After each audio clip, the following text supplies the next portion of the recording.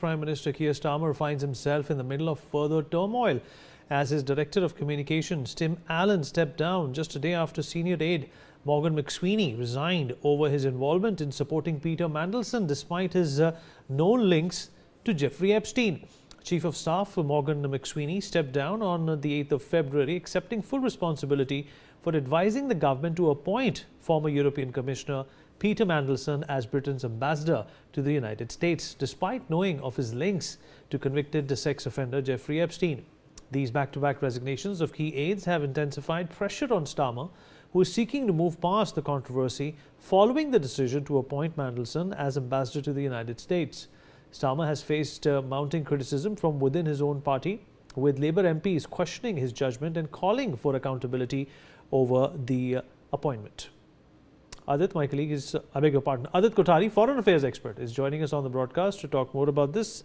Adit, how do you look at this? It was just last year, if I'm not wrong, that a stable prime minister was appointed in England. Before that, you had a musical chair for a number of people who were prime ministers, including Rishi Sunak.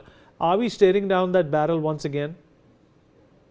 I think yes. Although, Keir Starmer would like people to believe and the media to believe that, he is in a rather robust position and he will be able to steer the ships out of these murky waters. It looks it looks highly unlikely that he would be, because there is mounting pressure from the opposition.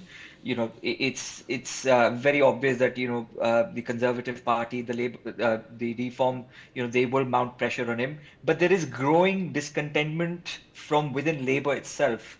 The hard left within Labour anyways did not want him there, and now they actually have a very good excuse to oust him. Various cabinet members within his party fold have already come out to say that ultimately the judgment to appoint this particular individual who's associated to Epstein was the Prime Minister's decision. So it may have come, the advice may have come from his Chief of Staff, but ultimately the decision to appoint laid with Keir Starmer. So it's his judgment which is at question here. Stay with us.